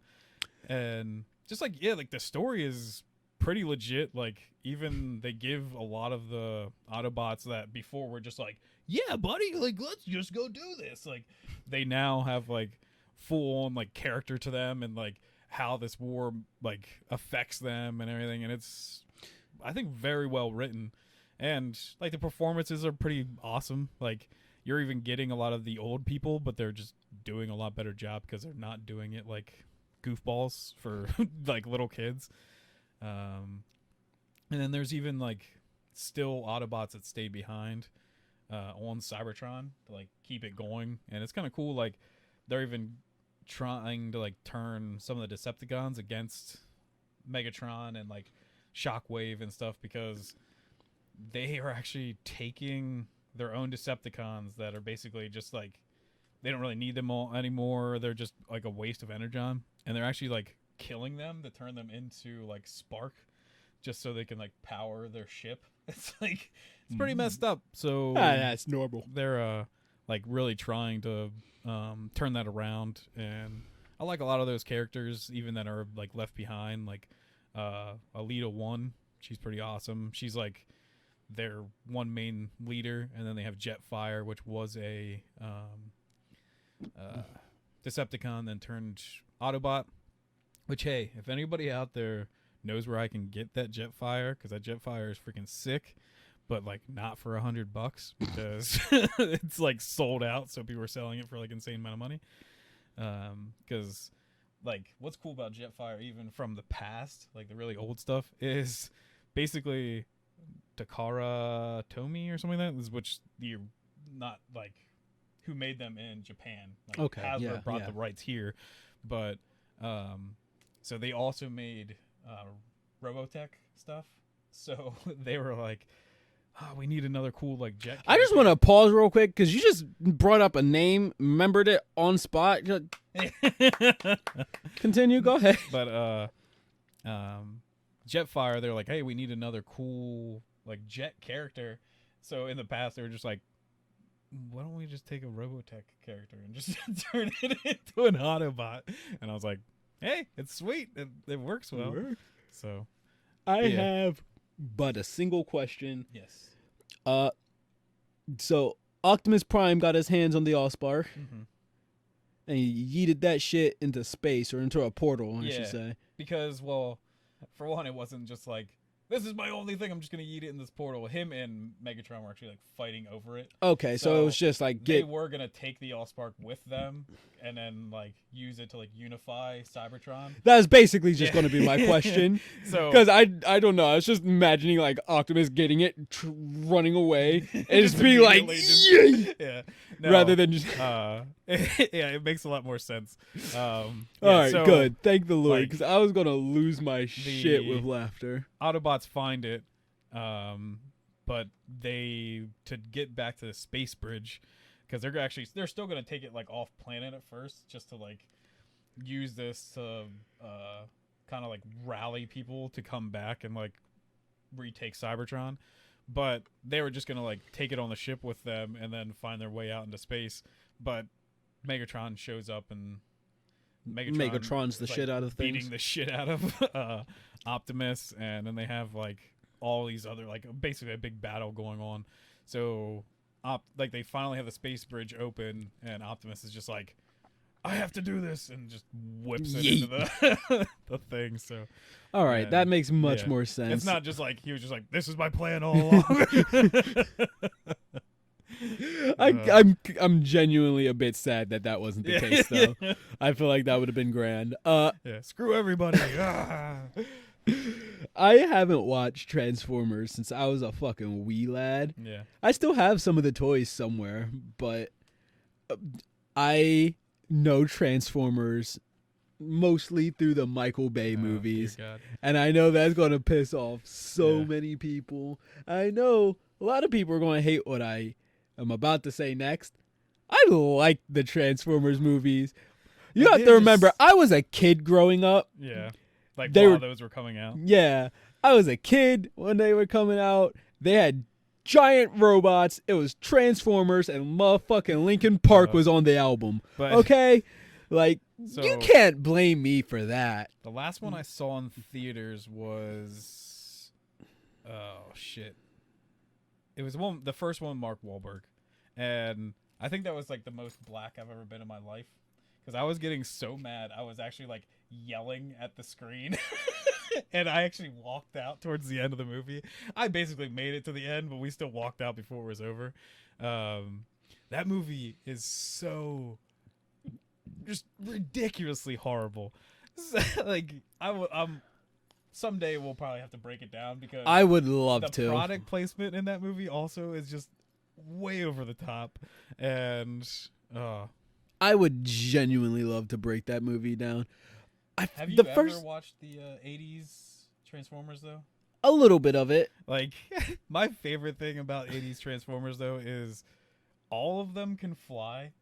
Like, they literally just, anything that happens, they're just like, they just make like, whoosh, like noises in the background, and then them in their like robot forms are just like moved through the sky. It's just hilarious. Like the last one I just watched like recently was when they first make the Dinobots, and literally they basically, the Dinobots just like kick everybody's asses, because they are like, well, if we're gonna build dinosaur versions of Autobots, then we gotta make them like dinosaurs. So we're gonna make their brains super small. So because they make their brains super small, they're just like crazy aggressive, and they just like attack everybody.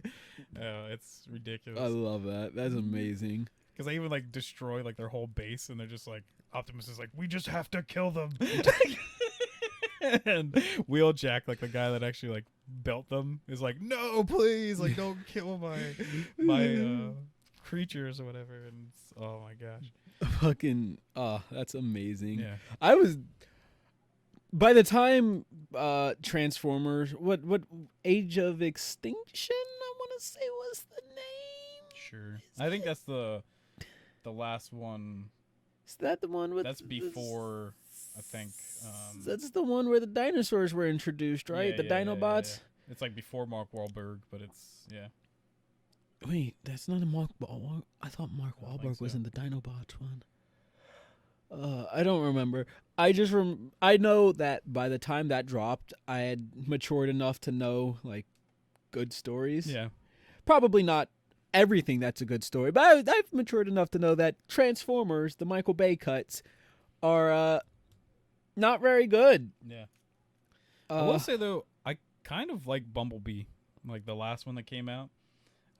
It's not that bad of a story. It's very like generic. Oh, the actual movie Bumblebee. Yeah. For some reason, well, not for some reason, obviously, my mind jumped to just Michael Bay's Bumblebee. No. Like, Because actually, his it's portrayal. not even made by Michael Bay. Yeah, It's I know. Michael Bay's studio, I guess, still owns it, but it was made by different directors, different writers. Yeah. Everything. The beginning of that movie is awesome. It is actually like the War of Cybertron, and all of them look like Gen 1, like legit Transformers. They don't look like the stupid Michael Bay Transformers that are just all metal and you can never tell what they actually look like. I can tell what they look like. Some of them have bright colors. Like an inch of bright color on a like 40-foot robot. But the like that whole scene is awesome. I still I'm glad that at the beginning of it he has his voice, but I get annoyed by that. Like that never happens to Bumblebee at all. And now it's like the staple, like, and even like there's another I think Transformer show going on right now. It's called like Transformer Prime. And I tried to watch it. It's definitely made more for kids, but in that, I think they do the same thing where they like take Bumblebee's voice away and stuff, and then they have like another like Decepticon that has like the same thing, and you're just like, this is really dumb. Don't do this. Like, please just give them a voice actor. You know what? I feel like you can get away with a character like that. I feel like that'd be really, especially like I do like the fact that Michael Bay's Bumblebee didn't have a voice. And, you know, he spoke through radio things. But, like I think it's just a dumb gimmick after a while. Like, I'm okay with it being, like, for maybe that first movie. But then, like, literally you have Transformers around, like, and heal people. So yeah, they could just been like, I definitely the voice agree. box is fixed. And you're just like, yeah. Well, doesn't he also speak in, like, one of the first 3 movies? Like, at the end of one of them, he actually speaks with his own voice? I don't know about that. I could have swore one of them. But in Bumblebee, he says speaks something in the beginning before he gets his voice box like destroyed by a Decepticon. And it's actually a good voice like performance, and it's not by someone that I think I've seen do voice acting that much. It's the kid that was in like the Maze Runner and stuff. I know. Something in my eye from the inside of my mask. Could it be the fabric? No, my eyes have been closed this entire time. I know Bumblebee speaks in one of them because I remember he says something and Optimus Prime is just like, "Old friend, it's good to have you back," or some shit like that. I remember it because I remember I was still young. I was like, "Oh yeah, Bumblebee's back, hoorah!" But I don't know what movie it's from. Fuck me. I don't want to watch. I'm not going to watch all of them back again. If you're not watching fucking Batwoman with me, I'm not watching all of the Michael Bay Transformers. Batwoman is on a completely different scale of bad. terrible. Yes, that's true. All right, if you watch Batwoman with me, I'll watch something incredibly, something that you want me to watch. All right, you scratch my back, I'll scratch yours. We should just do like watch parties online. We should, especially of Batwoman. Fan 4-stick. Oh God, I'd the watch Wolverine. I think is one of my favorite terrible movies of all time. Like, well, I don't like it, but I mean, it's like one of the movies that I think some people even like. That I'm just like, it is. I forgot which one. Horrible. The Wolverine's the one where they go to Japan and he Yes. rips his heart. Okay, yeah, okay. Yeah, that was an amazing movie. real Fuck you, dumb. mean. That's one of my favorite Wolverine movies. That's the one that me and my brother always make fun of because almost every 5 seconds there's a shot of the camera right in front of Hugh Jackman's face, so he can just make like a angry Wolverine face to it. Like I'm like, this doesn't need to happen. Like, Grr, bub. like I don't like tons of cuts in action movies, anyways, but in that movie it's horrible because every single action scene also has to cut back to Hugh Jackman's face before he goes into battle. Like, All right. it's Well, like, I'll oh watch my the gosh. Wolverine with you, and you watch Batwoman. I gotta suffer through Wolverine or Hugh Jackman just going, "Her, Yeah. bub," and you have to suffer through that Bruce Wayne double just going, "Hee." Yeah. Well, hopefully he's gone. Yeah, I don't know. I actually haven't watched since you won't watch it with me. Yeah. You should just be watching it and then No, it's not filling as us in. fun. You saw the WandaVision section. That wasn't nearly as fun as the fucking Batwoman one we did a couple weeks ago. Like, you have to watch it with me. It's just a Yeah. group activity. We need your participation. Yeah. Well, you got to watch Transformers then. I will. The movies, the Michael Bay's, No. or the show? No, the show. Watch Oh, the sure. Netflix anime. I can do that. That's GG easy. No fucking problem. Yeah, and I think there's only like 10 episodes a season, so it's not even that hard. You can binge it super fast. Yeah, fucking. All right, I'll So, do that. You watch Batman. The only other thing I kind of want to bring up, I finished the second season of Warrior. I think there is a third season, but it's not on HBO Max yet. The show is amazing. Please check it out. No I don't know spoilies why. yet, 'cause like, I want to watch it like still. I've been trying to get people to watch it so bad, and it's just not happening. And I don't know why. Just watch it. It's Yeah. amazing. Like, Isn't this it's just it's free? So good. Isn't this just free fucking publicity for? Yeah, but a I lot don't of care things? because I don't want the show to end. Is more my thing. Well, I 'Cause mean, not don't even think- just Warriors, but for so many other things. Yeah, but I mean, like it's This is just the like basis of our fucking I YouTube feel channel. like people don't watch it enough. Like, and I feel like it's gonna get canceled because of it. Like, and I'm like, it's an amazing show. Like, the acting, the I don't know why it combat, took me so long to come everything up with is that so counter. good. But yeah, do you I want to do- talk about rom-coms? Oh yeah, I forgot all about that. See, my fucking memory is horrible. Can they be anime? Because I don't really watch actual Sure. rom-coms. No. Because I don't even know what I'm gonna talk about yet. I mean, I've mentioned it on, I think it was a favorite anime episode podcast thing. Is it the restaurant one? Yeah, Working, Yeah. or Waganaria, I think is the Asian title, Yeah, the actual name. I've already discussed it. yeah, because It's, the English name is Working. I think you gotta be more excited. There's 2 exclamation marks. Yeah. I'll have you know.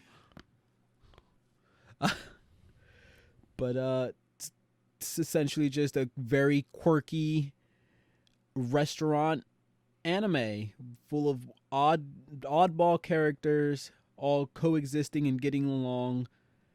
Very short comparison. It's like The Office, but in a restaurant, and it's clearly anime, so there's a lot more anime tropes in there. Yeah. Really fun. I enjoyed it. There's like 3-4 seasons and even a movie, so there's plenty to watch. I watched some clips and stuff like that, and it's definitely like hilarious, and especially with the character that like beats the shit out of men and everything. And and Nami. I watched plenty of that. Oh, she's amazing. Because she just like nervous around men all the time, so she just beats the hell out of them. And It's yeah, fucking pretty great. hilarious. Is this the part where you go and be like, all right, here's my rom-com, or should I just Sure. list until you can think of Um, something? I actually used to have to watch tons of romance movies and rom-coms, and it's not because of girlfriends or anything. It's actually Forever when I Alone. was a little kid, I used to be dropped off at the bus actually at my mom's flower shop and not at my home. So at my mom's flower shop, basically all she watched all day was like romantic comedies and romance movies, period. So I just got I found my way through ones at least with more comedy on it. So I don't think this is actually probably like a great movie, but 50 First Dates. It's funny you say that, because that's probably one of the only rom-coms I know. Yeah, and we actually, like, me and my mom, just because of how many times we've watched that in the past, we even, like, bring up stuff like he's trying to act like he doesn't know how to read so that he can get her to, like, talk to him again, because he has to keep trying to find ways for her to like him because she has, like, memory loss. Like, every day's a new day to her. So the one he's or just every like, day's a repeat of.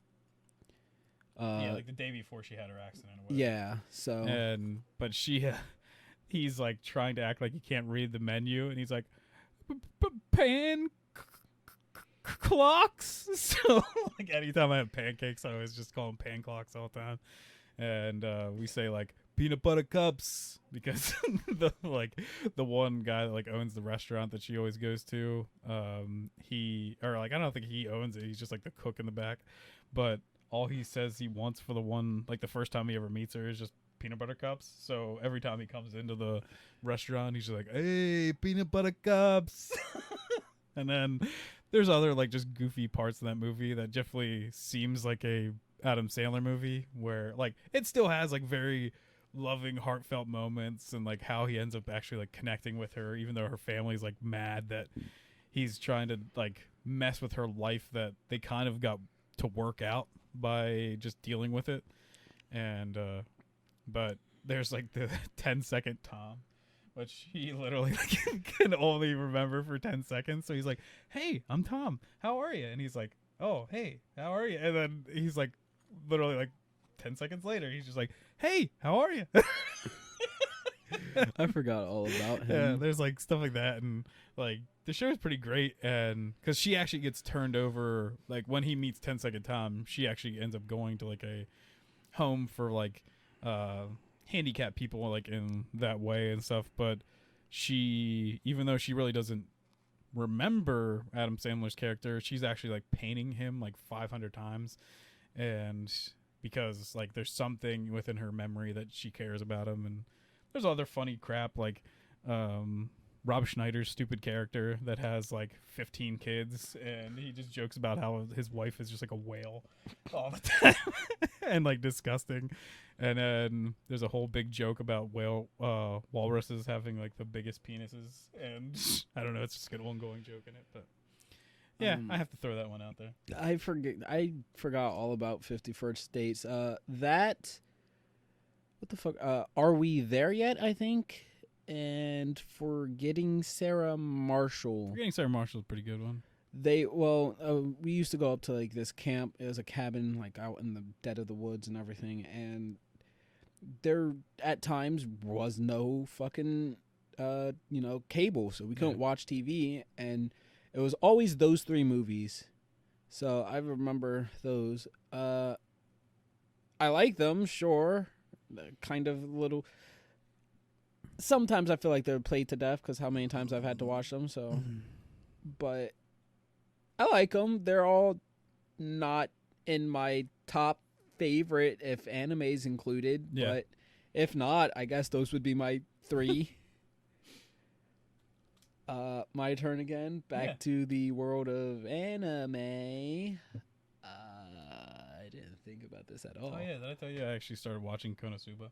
Hey, it's not a romantic comedy, but No, it's fucking but perfect. How you liking it so I just far? love how, like, annoyed he is of these girls and stuff like that, and so it's not like, I don't know, maybe that is, like, a trope kind of thing, but it's just hilarious that they just keep screwing up so much. And, like, I did not expect, like, because in the opening you see, like, all the characters he's gonna end up being, like, with, or, like, in his party, but I didn't expect the night girl to actually just be, like, crazy into, like, fetish for wanting to be, like, berated and stuff. Or attacked. It is so ridiculous. Oh, it is beyond crazy, and I love it. Just, like, every single time when she was just like, please let me be in your party, he's like, no. And then she's just like, oh, and he's like, is this girl getting off to this? The fucking show is just so outlandish. One of my favorite episodes still too is when the girl with the explosion magic, I can't remember her name. Megamillion. Yeah, Megamillion. I can't pronounce it. I remember it. I just can't fucking say it. Megumi. when he's No. like walking out with her to like help practice her like thing every day so she can get better, and she just keeps blowing up that castle, and then the guy like the Dark Lord Knight guy that lives there. She's like, he just shows up. Stop. Who the hell keeps blowing up my castle every day? Like, I'm a nice guy. I didn't cause you guys any harm. I just wanted to get away from things, and someone every single day is blowing up my castle with explosion magic. I'm just like, this is amazing. Fucking love it. This show is so stupid, and all of the goddamn. I told you, it reminds me of like Guardians of the Galaxy because all of the characters are like these fucking cunts. And then and like the idiots. night girl runs up and she's like, please take me and ravage my body. And then he's even just like, oh no, God, that's that's not fucking what weird. I want. Yeah. He's like, that's not what I want to do. No. She's like, oh, I can see it now. And he's just like, oh, I was like, this is Fucking, ridiculous. I love Konosuba. I'm actually about to rewatch it because I've never actually watched season 2 yet, Okay. or I've started like episode 1 or 2, but I never finished it. It's on HBO Max. Since I finished Warrior, I've been watching that. Yeah, so I plan on rewatching season 1, finishing season 2. I am going to put Love Story as another, or My Love Story, I think it is, as my next. It's really cute anime about characters I can't remember the name of. Color me fucking surprised, right? Go fucking figure. One of them is a large character. He's tall, very broad shoulders, fat lips. He's like a gorilla ogre. He's very unattractive in a conventional way. And his best friend is essentially the high school pretty boy. So every time he confesses to a girl he likes, they basically turn him down. They're like, sorry, I'm interested in your best friend. But after he saves this young girl from like one of those train harassers that are like really popular in Japan, I forget what the fuck they're called. No, basically they just molest girls on trains. Yeah, but I think, don't they have like a word for that?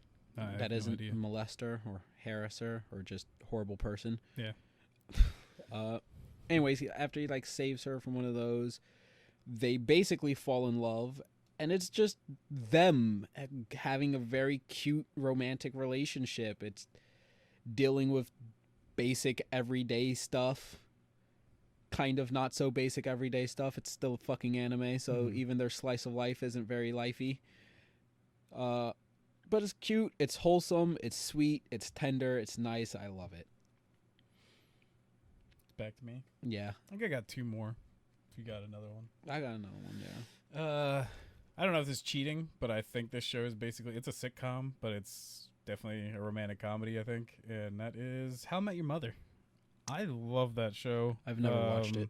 It's like, I think maybe even you could halfway say that The Office is a romantic comedy, really. Cause really?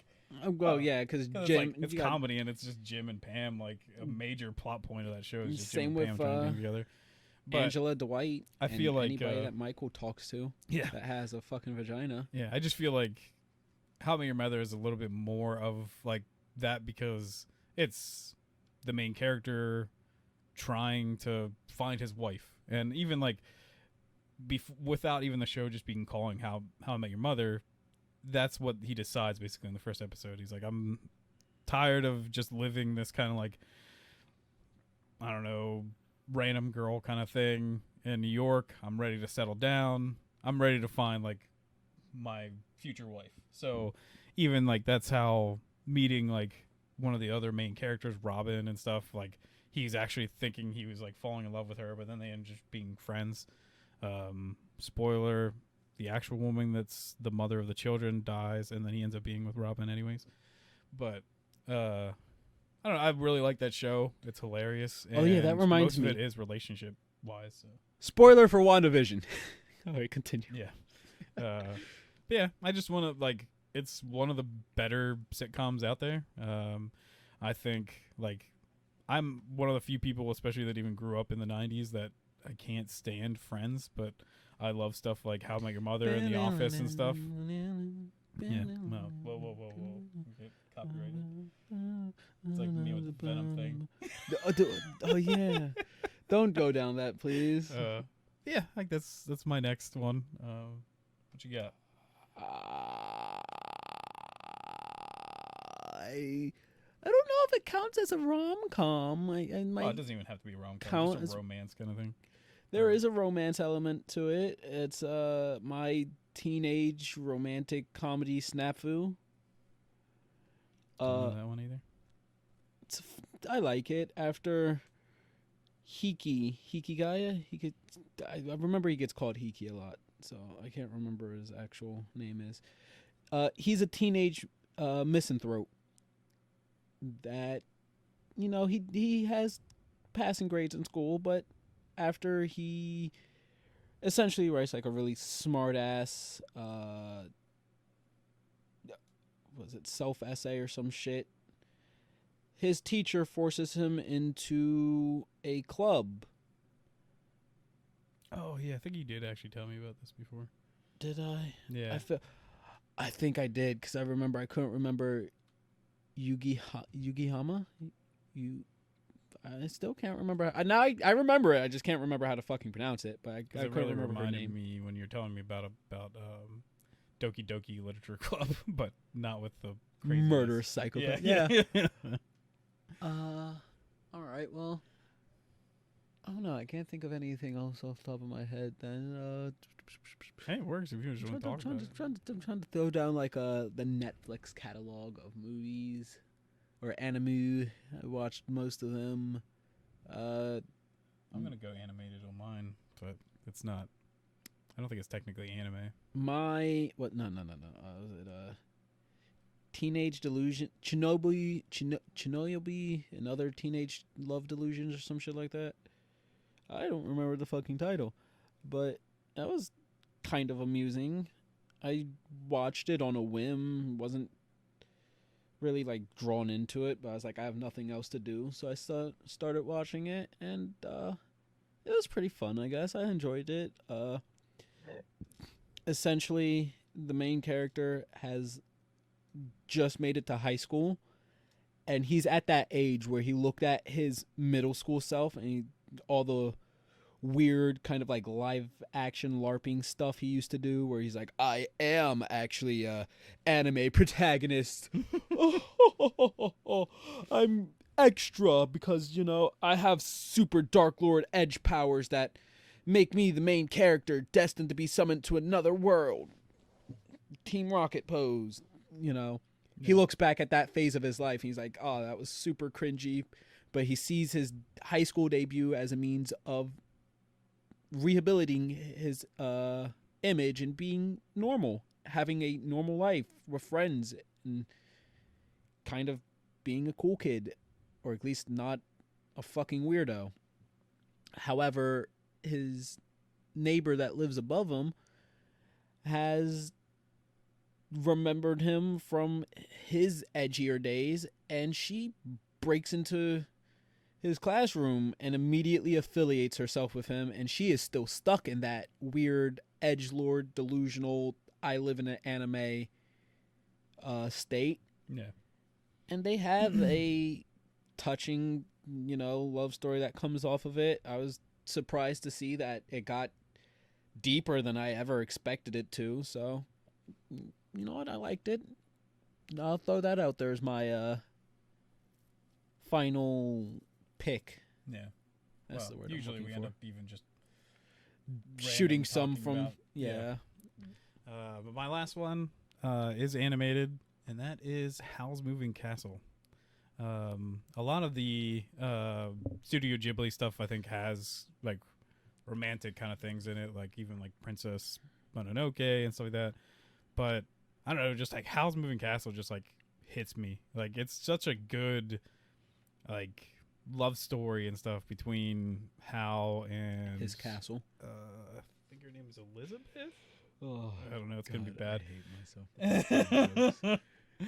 But just like their relationship together, and with her with this curse and stuff, and that when she's truly like together with Hal and so like that it like when she's like passionate and like talking to him and everything, and that she turns into like her younger self and everything, and it's just really cool because she's also not supposed to be like pretty.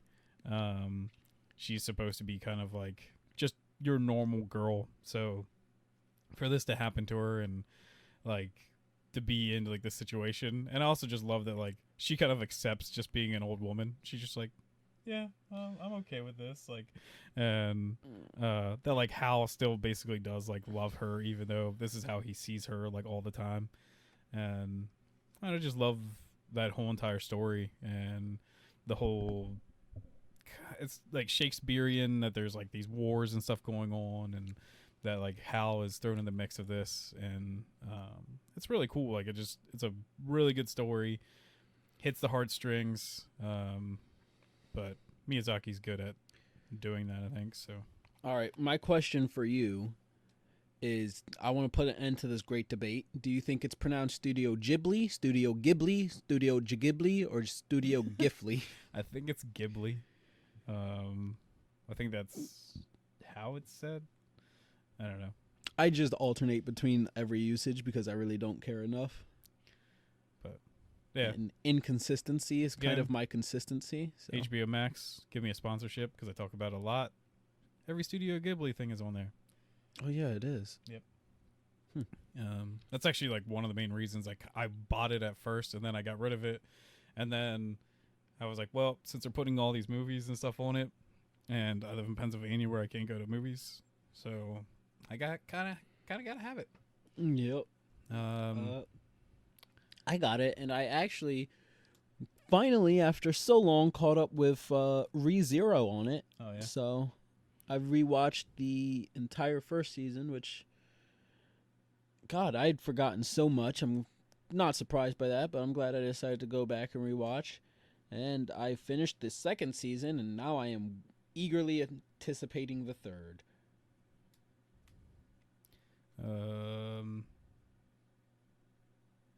ReZero's kind of like romantic kind of stuff in it too. I mean, I get it. There's the one anime or whatever that like the guy can't kiss the girl or whatever, like the whole entire time, or he'll just like disappear forever. Oh, I know exactly which one it is, but I never actually. And then they actually eventually do at the end. But that's a good one. I remember pieces of it. Yeah, I do too. Man, there's like a couple that are made by like the same studio as well. It's like a Studio Ghibli kind of thing, but it's like the one with like the wolf mother kind of thing or whatever. That thing is like incredibly sad. That's kind of like a romantic story. Then so Angel Beats count as a fucking romantic comedy? Sure. Or well, no, it's not comedy. Fuck. All right. Well, never mind. There's romance in it though. Because then there's like the one. Oh, damn it! I'm terrible with names. The one that's like. It's like the end of the world kind of thing, but it's like between like two characters and stuff. And then there's another one. It's like the same studio that makes all these, and it's like the one where there's like a thing trapped in time. It's an anime, and it's like a love story too. Are they the studio that made the one where there's the thing that did the one thing? Bastard. But yeah, for some reason I like the movie Sweet Home Alabama. That's another one we used to watch all the time at my mom's flower shop. Pretty good one. I don't know. Don't watch too much kissy movies. But I just can't remember much of the things I watch. Yeah. I'm special. Berserk is a that's romantic movie, right? I don't know if it counts as a comedy for most part. There are some funny moments, but I do want to end with some news that has me personally excited, because there is word that Battlefield 6 is in the works and supposed to come out, hopefully by the end of this year. Oh. I don't play Battlefield that much, so not a big thing for me. I'm excited. If it's more of like a Bad Company kind of game, I might be more into it. I don't know exactly, because I don't play much online. I basically just play the storylines. So I'm the exact opposite. Yeah, I don't play much storylines for video games. I usually just play online. Why do you think my two played games are fucking Overwatch and Siege. Monster Hunter? Oh, well, I play Siege every once in a while, but I don't really care for it too much anymore. Did you get a Switch yet? Off. No. Because we could play Monster Hunter Rise when it comes out. Oh yeah, I might get It's a Switch. pretty fun. I played the demo. Might just steal my sister's, truth be told. The demo is pretty sick, and like I don't know if you've looked up anything, but you actually get like 2 pets now. Oh yeah, I the heard. Dog and the calico. So, palico. Sorry. Yeah. But the dog is actually pretty sick because you can ride on it, so it'd be pretty fast with that. But then like once you get in battle, you actually have like, even if you're not gonna play online, you have 2 companions with you the whole entire time. Oh. So, and then you can still set them to different styles. So you could have one be a healer, one be like an attacker, like one be like support and stuff like that. And so you can change them up, or just have both of them be like attack and stuff. So it's pretty sick that they're giving you more options, even if you can't play with other people. That's cool. I do agree. And that's news to me.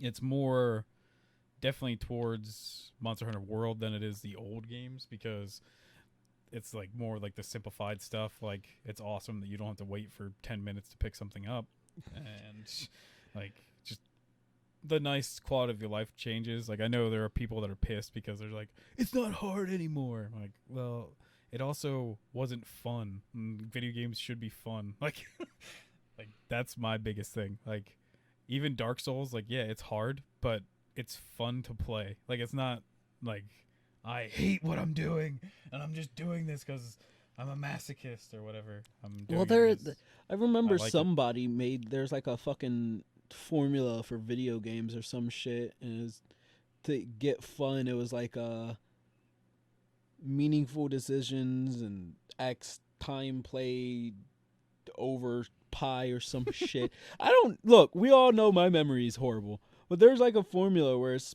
basically like you making small choices that are otherwise meaningful, purposeful, or detrimental, depending on what they are, helps you enjoy playing video games. Yeah. So, whenever I might not be the best person to say, because Monster Hunter World was my first experience of Monster Hunter in general. So I played the other ones, but I like the quality of life stuff that's in World. So even when I played Rise, it's I think even better how much they changed it. So I mean, I still had problems with a lot of things in World. I found things to be like hard or difficult. Connecting with people online? Oh, no, I never had that problem. I primarily play offline anyways. I think it's just annoying, like, the network play thing, which, I don't know. Like, it's not terrible, but it's just dumb that you can't just, like, be in a party and just go out there all the time. It's like you have to reset it, like, almost every single time, or you have to, like, go into a fight, then shoot your thing for SOS, and then bring your friends in. Yeah, I guess the SOS thing can be annoying. I found it annoying when you had to, like, when you would play with a friend and it's a storyline thing, so they'd have to like go into the quest alone, activate a cutscene, shoot up the SOS, and then you could join. Yeah. But other than that, I don't play online much, but which made things even harder for me, because it's solely up to me to beat monsters now. I can't just call in a fucking expert and be carried. Well, and especially for like the very end kind of stuff, like the extra stuff, it's like impossible without extra people. Well, for me, I fucking struggled. It took me so long to beat original Nergigante. Yeah. Like, I think I've lost more fights to just OG Nerg than to any other monster, just going like head to head, solo, 1-on-1, trying it. It was his ult, his fucking, like, when he hardens his black spines and dive bombs. Yeah. I just could never avoid it. And at the time, no matter what armor build I had, I just did not have enough health or durability. And it would always one-shot me. And if it didn't one-shot me, I'd die as soon as I got up. I was just fucked. But I mean, I beat it by myself eventually. Yeah. I did the old Dark Soul strategy and got good. Yeah. I beat it. And I've still had struggles with monsters after that. What, the mission where you have to fight Teostra and Lunastra together? Yeah. I actually have a recording of me fucking just narrowly beating it because those I was at last life, had them on their fucking hind. We were at their nest in like the center of the lava, and they both ulted, and I just narrowly avoided it. Oh, my heart was in my asshole. I remember it.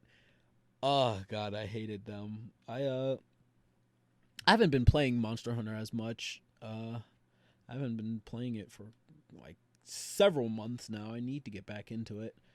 But I still haven't beat, I think, Alatreon?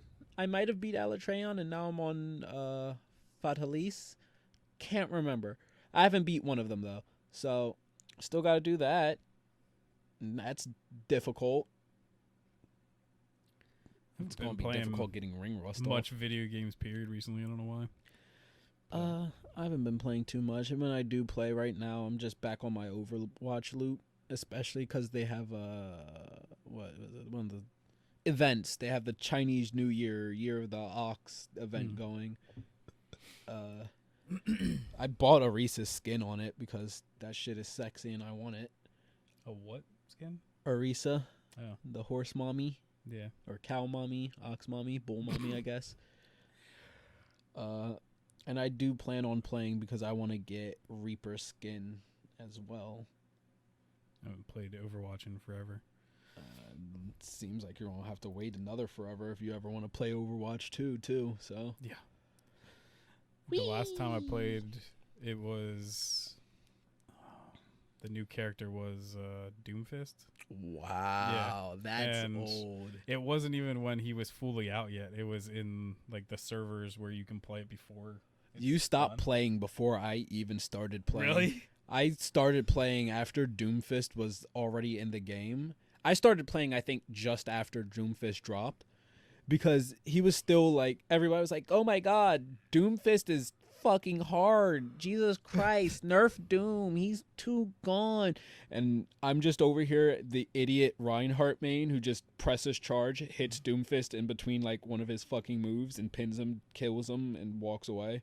So I was just like, I don't fucking see why y'all niggas is bitching. Yeah. This nigga trash. Well, and that, like, I don't know why I just like stopped after that, because my last like play was like 6 hours long. Like I just kept playing because it was not just Doomfist was announced. It was when they added that like 3-on-3 kind of battle thing, and that was just so much fun. Especially since like there was like a couple characters that are like crazy fun to use because it's like a different strategy when you're just like doing like a team deathmatch kind of thing. And like Doomfist was actually kind of fun because you could use some of his specials as like more platforming. Yeah. And so you'd use that kind of stuff, and then like it was weird because I was such like a Lucio main all the time in like regular, because I like just healing and stuff, and the like I think he was still a good, like his DPS and stuff was still good for a healer and everything, so I liked using him. And then in that, like I just got to play so many ridiculous characters, and especially on PC where you're like, I feels like you're 100 times faster than console, like using people like Genji and stuff, and just be like just like going all off and stuff like that, and also just like wrecking people with Mei and the stupid like 3v3 thing, because you can just like basically bottleneck people. So you'd use like her trap kind of thing. I know exactly what you mean. Set it up so they can only come like one way and you destroy them. Mei's garbage. And I also like never played Pharah, and I played Pharah in those maps, and she's like awesome for that because she can just keep kind of like getting out of the way, and as long as you get pretty good at like maneuvering her in the air, you're like unkillable. So unless they have a damn good McCree, or soldier, or sniper in general. Was that a fart? Yep. Okay. I just wanted to make sure that was you farting and not some weird ass fucking creature that seems to inhabit your fucking room or the woods outside your house. Yeah. Because every time I'm over here, I have to hear or see something fucking weird going on. Yeah, now you have to walk down my driveway and almost die. Yeah. So that's going to be fun. Hope you guys like the podcast. Yeah, I mean, if you want to play Overwatch, by the way, anytime, I'm down. Yeah. I'm a one-trick pony. I only play Reinhardt and Orisa. Hey, maybe we'll put up our gamer tags too. If you guys are out there want to play with us. I'm down. As you can tell, we are also both single because this is Valentine's Day and we're not out with a significant other. Talk to yourself. I'm gonna go home and masturbate. That's my fucking ladies? significant other. Quite the catch. Just a heads up. I typically only play casual. I've played comp a few times, but With the ladies? Like you only play casual with the ladies? Yes, You actually. play pro. Yeah. Hey, casual sex by definition means there has to be ranked pro sex. Ranked sex. So I'm just putting this out there. Yeah. I only do sex casual. I'm too scared to I'm a casual player. Leave casual and go to ranked. So it's a minute and a half of missionary and then a break. Yeah. One day I'm gonna be diamond ranked. One day I might be ranked and I'll hit you with a fucking move you seen a porno, fucking pretzel a bitch. But right now, just killing it in casual. So all right. This is why we should forever remain virgins. Thanks for. I never admitted to that. This is y'all. Have a nice one. Love. It's going to come out late, but I hope you guys have had a great Valentine's Day. We love you guys. Stay golden, our number one commenter. Yeah. Comment on this one, please. I do hope you at least comment that, hey, you've watched the video, you've seen that. Share. We like. We acknowledge you. Hit that bell. We thank you. The things that he just said. Did he say subscribe? Did you say subscribe? I did. I think. Smash that subscribe button. Maybe I just said share. And stop being stupid, Andy. You gotta get it right. We got one fucking job, one chance. You gotta subscribe. Fuck all the other shit. Actually, no, don't fuck sharing. Sharing helps as well. But subscribe and share. Yeah. SS. Yep. Remember that. Bye-bye. Deuces, mates.